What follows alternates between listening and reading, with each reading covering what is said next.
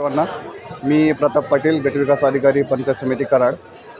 स्वर्गीय यशवंतराव चव्हाण कृषी औद्योगिक व पशुपक्षी प्रदर्शन आज या ठिकाणी भरलेले आहे.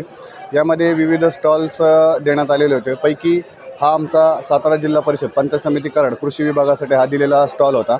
यामध्ये आम्ही मुख्यमंत्री समृद्ध पंचायत राज अभियान याचे मॉडेल या ठिकाणी उभारलेले आहे. यामध्ये कृषी अधिकारी पवन गायकवाड व संबंधित सगळे विस्तार अधिकारी यांच्यामार्फत आम्ही हे मॉडेल उभारणी केली होती आणि यामध्ये मुख्यमंत्री समृद्ध पंचायत राज अभियानाची संपूर्ण माहिती या ठिकाणी आम्ही देण्याचा प्रयत्न केलेला आहे.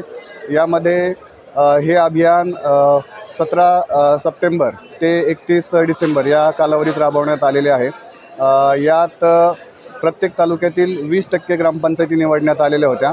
पैकी या अभियानामध्ये तालुक्यातून 3 ग्रामपंचायती, जिल्ह्यातून 3 ग्रामपंचायती, विभाग स्तरावरून 3 ग्रामपंचायती व राज्यस्तरावर 3 ग्रामपंचायती असं निवडण्यात येणार आहे. ही एक प्रकारची स्पर्धा आहे आणि यामध्ये एक 100 गुणांची प्रश्नपत्रिका आपल्याला देण्यात आलेली आहे.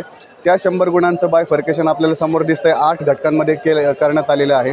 ह्या 8 घटकांमध्ये विविध गुणांकन देण्यात आले आहे आणि त्यामध्ये ही स्पर्धा होणार आहे. तालुका स्तरावरील बक्षिसाची रक्कम ही प्रथम जी ग्रामपंचायत येईल त्याला 15 लक्ष रुपये, द्वितीय येईल तिला 12 लक्ष आणि तृतीय येईल तिला 8 लक्ष.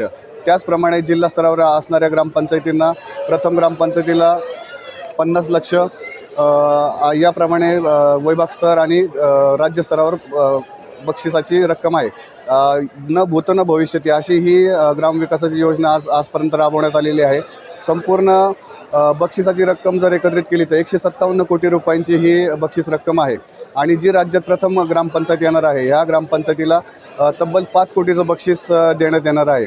त्यामुळं आपल्या तालुक्यातील सर्व ग्रामपंचायती यामध्ये सर्वांनी सहभाग घेतला आहे. परंतु पैकी 20% ग्रामपंचायती आपण फोकस्ड ग्रामपंचायती केलेल्या आहेत आणि त्यांच्यावर आपण पूर्णपणे त्या ग्रामपंचायतींमध्ये काम चालू आहे आणि ह्या सर्व ग्रामपंचायती निश्चितपणे आपल्या तालुका स्तर, जिल्हा स्तर व विभाग स्तरावर तसेच राज्यस्तरावर पण पुढे येतील अशी आमची अपेक्षा आहे आणि त्याप्रमाणे आम्ही या पूर्ण अभियानामध्ये कार्य करत आहोत.